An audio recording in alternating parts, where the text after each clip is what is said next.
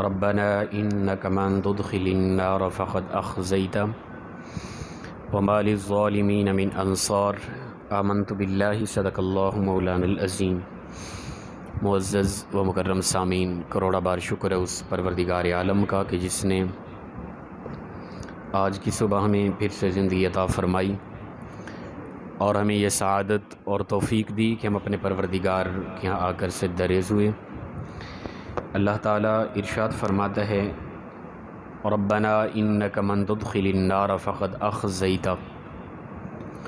یہ اپنے بندوں کو دعا مانگنے کا سلیقہ اور طریقہ بیان کیا جا رہا ہے۔ فرمایا کہ اس طرح کہا کرو، اے ہمارے رب، بے شک تو نے جس کو بھی آگ میں جہنم میں داخل کر دیا تو فقد اخزیتہ، پس تحقیق اسے ذلت اور رسوائی ہی ملی۔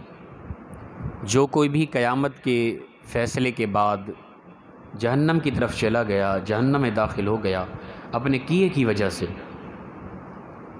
تو یقیناً وہ ذلیل و رسوا ہو گیا۔ وَمَا لِلظَّالِمِينَ مِنْ أَنصَارٍ، اور فرمایا نہیں ہے ظالمین کے لیے کوئی بھی کہیں مددگار۔ قیامت کے دن ظالمین کا کوئی مدد کرنے والا نہیں ہوگا، نہ کوئی کسی حوالے سے انہیں کی شفاعت کرے گا اور نہ ہی ان کی کوئی دنیا کے اندر کی گئی ایسی نیکی ان کی مدد کرے گی، کیونکہ وہ ظلم کرتے رہے۔ اور یاد رکھیں کہ ظلم بندہ یہ نہیں کہ کسی پر کرے، ظلم اپنی ذات پر بھی انسان کرتا ہے۔ وَلَا تُلْقُوا بِأَيْدِيكُمْ إِلَى التَّهْلُكَةِ، فرمایا اپنے ہاتھوں کے ذریعے اپنے آپ کو ہلاک نہ کرو۔ اور انسان جب بھی کرتا ہے نا، وہ اپنے اوپر ہی ظلم کرتا ہے۔ کسی کے ساتھ دنیا میں ناانصافی کر رہا ہے، ظاہراً کسی کے ساتھ ظلم و ستم کر رہا ہے، تو دراصل وہ اپنے ساتھ ظلم و ستم کر رہا ہے، اپنی ذات کے ساتھ ظلم کر رہا ہے۔ وہ اللہ تعالیٰ کے عطا کردہ احکام پر عمل کر رہا ہے تو وہ بہترین ہے۔ اگر عمل نہیں کر رہا، جو حکم دیا اسلام نے بھی یہ کرنا ہے، وہ نہیں کر رہا، جن سے اسلام نے منع کیا ہے وہ کیے جا رہا ہے، تو وہ اپنی ذات پر ظلم کر رہا ہے۔ اسلام نے 5 وقت کی نماز کو حکم دیا ہے، نماز پڑھتا ہی نہیں ہے، اور بے نماز کی اس قدر ہے کہ بے دھڑک ہے، وہ اپنے اوپر ظلم کر رہا ہے۔ اسے پہلے آگاہ کر دیا گیا کہ نماز پڑھے انسان مسلمان، اگر تو نماز نہیں پڑھے گا تو اس کی یہی سزا ہے۔ علم کے باوجود وہ بے دھڑک ہے تو وہ اپنے اوپر ظلم کر رہا ہے۔ اسلام نے کہا ہے کہ یہ قرآن تمہیں عطا کیا گیا، اس کو پڑھ، اس سے اپنی زندگی لے۔ وہ بے دھڑک ہے، کبھی قرآن کو اٹھاتا ہی نہیں ہے، اسے علم ہی نہیں ہے کہ قرآن کیا کہہ رہا ہے، یا وہ کبھی برکت کے لیے بھی قرآن کی تلاوت نہیں کرتا، تو وہ اپنے اوپر ظلم کر رہا ہے۔ اسلام جو اسے اصول عطا کر رہا ہے وہ ان کو رد کیے جا رہا ہے، پس پشت کیے جا رہا ہے، اپنی منمانی سے وہ جی رہا ہے، تو اپنے اوپر ظلم کر رہا ہے۔ اسی طرح جتنا بھی احکام اسلام ہیں ان پر عمل نہیں کر رہا۔ جن چیزوں اسلام نے منع کیا، جھوٹ نہیں بولنا، وہ کاروبار کے اندر، لین دین کے اندر، خرید و فروخت کے اندر، معاملات کے اندر، ہر ایک چیز میں جھوٹ بولے جا رہا ہے، وہ اپنے اوپر ظلم کر رہا ہے، ٹھیک ہے نا۔ اسی طرح اسلام نے سود سے روکا، اس کے مکمل ہیں ہی سود کے کاروبار، وہ اپنے اوپر ظلم کر رہا ہے۔ شراب سے روکا، وہ شراب پیتا ہے، وہ اپنے اوپر ظلم کر رہا ہے، دوسرے کی عزتوں کو خراب کرتا ہے، ٹھیک ہے نا، کرپشن کیے جا رہا ہے، کیا کچھ نہیں کیا جا رہا، وہ اپنے اوپر ہی ظلم کر رہا ہے۔ رب تعالیٰ نے ان چیزوں سے منع کیا تھا، وہ کیے جا رہا ہے۔ تو اسلام یہی وضاحت فرما رہا ہے۔ اللہ فرماتا ہے کہ اے بندو یہی دعا کیا کرو کہ اللہ ہمیں جہنم کی آگ سے محفوظ رکھ، پھر اسلام کے احکام کے مطابق چلو، اور یہی کہو کہ اے اللہ جس کو تو نے جہنم کے اندر داخل کر دیا اسے رسوائی مل گئی۔ وَمَا لِلظَّالِمِينَ مِنْ أَنصَارٍ، اور ظالمین کے لیے کوئی بھی مددگار نہیں ہے۔ تو انسان جو بھی کر رہا ہے نا غلط، وہ اپنے اوپر ہی ظلم کر رہا ہے۔ جو انسان جہنم کی طرف چلا گیا، اس میں قصور اللہ کا نہیں ہے، الیاذ باللہ من ذالک، وہ انسان کا اپنا ذاتی قصور، اس کے کیے کی وجہ سے اس کے ساتھ یہ ہو رہا ہے۔ کوئی مشکل نہ تھا اسلام پر عمل کرنا، ٹھیک ہے نا۔ ہم رات کو 3 گھنٹے لگاتار ایک فلم بھی تو دیکھ سکتے ہیں نا، تو 15 منٹ نماز عشاء کیوں نہیں ادا کر سکتے؟ ہم کسی شادی فنکشن میں ساری راتیں بھی تو جاگ سکتے ہیں نا، تو صبح 10 منٹ پہلے کیوں نہیں اٹھ سکتے نماز صبح کے لیے؟ تو اسلام پر مکمل طور پہ عمل کرنا بالکل آسان ترین ہے، وہ کوئی نہ کرے تو پھر اس کے لیے دشواری ہے، مشکل ہے۔ باقی جو محبت کرتے ہیں اسلام سے، وہ عمل کرتے ہیں، ان کی زندگی خوبصورت ہے، بالکل ہی آسان ہے۔ کوئی کہے کہ اسلام پر عمل کرنا مشکل ہے تو اس کے دماغ کے اندر خلل ہے۔ تو سمجھ آنے کے باوجود، اسلام لے آنے کے باوجود، مومن مسلمان کہلانے کے باوجود بھی جو اللہ کے احکام کے مطابق نہیں چل رہا، وہ اپنے اوپر ظلم کر رہا ہے۔ پھر فرمایا ان کی کوئی بھی مدد نہیں کی جائے گی قیامت والے دن۔ ربنا اننا سمعنا منادی ینادی للایمان، اور پھر ایمان والے فرمائے اسی طرح ہی کہتے ہیں، اے ہمارے رب، بے شک ہم نے سنا اس کو جس نے ندا دی ایمان کے لیے، یعنی اس سے رسول اللہ صلی اللہ علیہ وسلم کی ذات مبارک ہے یا قرآن اس سے مراد ہے۔ اے ہمارے رب، ہم نے سنا اس کو جس نے ندا دی ایمان کے حوالے سے، ان آمنو بربکم فآمنا، یہ کہ ہم ایمان لائے، ٹھیک ہے نا، تمہارے رب کی طرف، ٹھیک ہے۔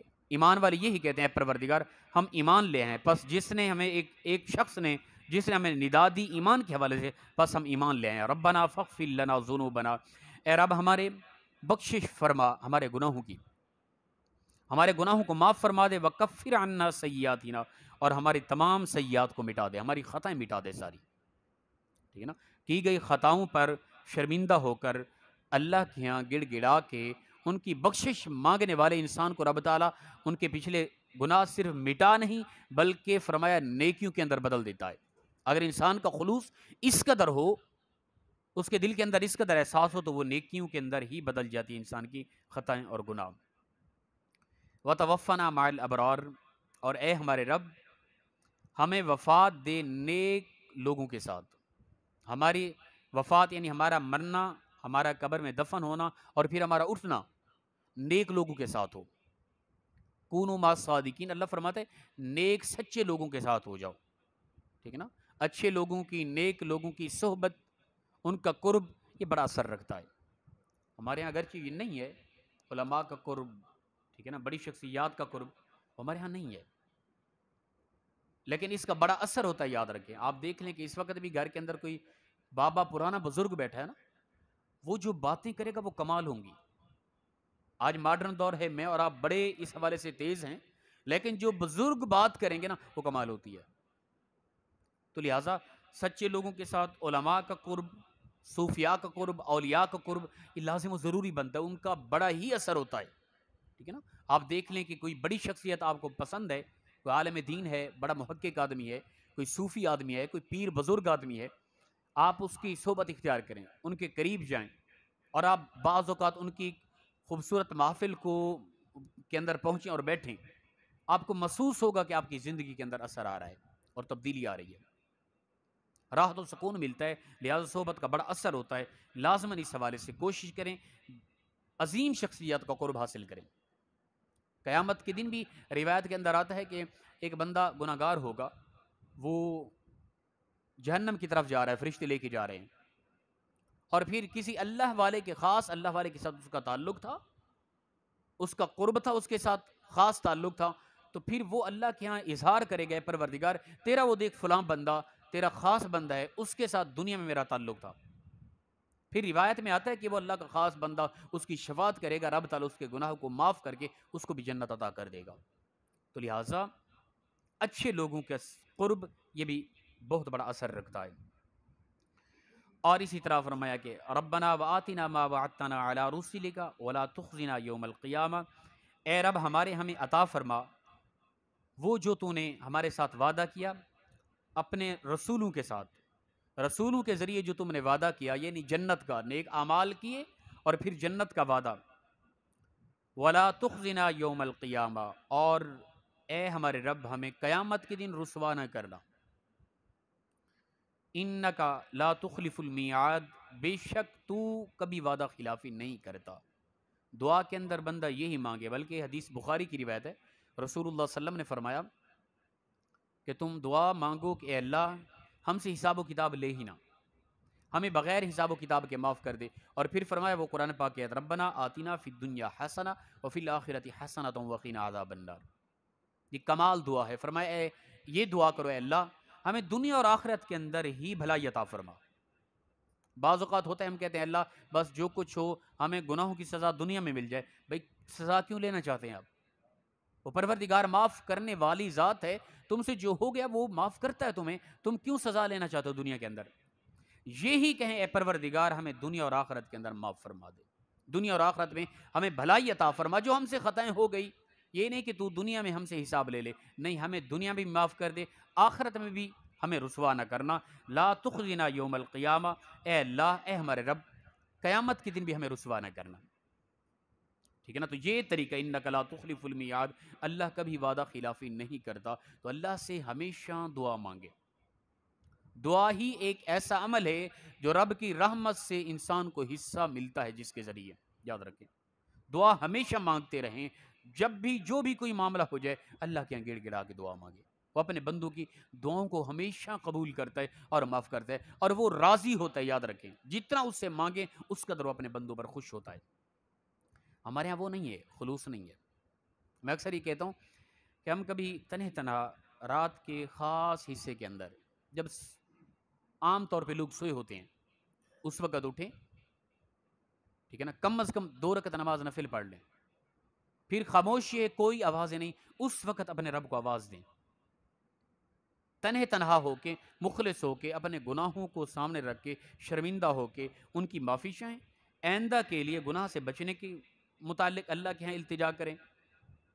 پھر اللہ سے جو مانگیں آپ کو جو سرور ملے گا وہ کمال ہے. اور یہ بہترین طریقہ ہے اللہ سے مانگنے کا. رب تعالیٰ سے ہمیشہ مانگتے رہیں، ہمیشہ مانگتے رہیں، جتنا مانگیں گے وہ اس قدر خوش ہوتا ہے. اور جو نہیں مانگتا اللہ تعالیٰ فرماتے ہیں جو ہم سے مانگنے کے حوالے سے تکبر کرتا ہے ان قریب سیدخلون جہنم داخرین، اسے ہم ذلیل و رسوا کر کے جہنم کے اندر پھینک دیں گے. رب سے مانگنے کے حوالے سے تکبر نہ کریں، عاجز ہو کے اللہ سے مانگیں، اپنے گناہوں کی بخشش مانگیں، آئندہ کے لیے زندگی میں بہتری مانگیں، آخرت میں رسوائی سے چھٹکارا مانگیں، جہنم سے چھٹکارا مانگیں، اور آخرت میں اللہ تعالیٰ کی رحمت اور اللہ تعالیٰ کی جنت کو طلب کریں. یہ رسول اللہ صلی اللہ علیہ وسلم کا باقاعدہ طریقہ رہا. اب رسول اللہ صلی اللہ علیہ وسلم تو جنت کے مالک ہیں نا، حضور کے سبب ہر ایک کو جنت ملی ہے، لیکن ہمیشہ حضور اللہ سے جنت مانگتے رہے. اور حضور ہمیشہ دن میں فرمایا میں 100 مرتبہ اللہ سے استغفار کرتا ہوں. تو استغفار کرنا یہ کوئی ضروری نہیں گناہ کی وجہ سے، استغفار کرنا بندہ مومن کی ایک شان ہے. ٹھیک ہے نا؟ تو بہترین ہے وہ انسان جو خطا ہونے کے بعد یا نہ خطا ہوئی تب بھی اللہ کے یہاں توبہ استغفار کرتا ہے.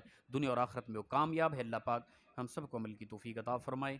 وآخر دعوانا الحمدللہ رب العالمین.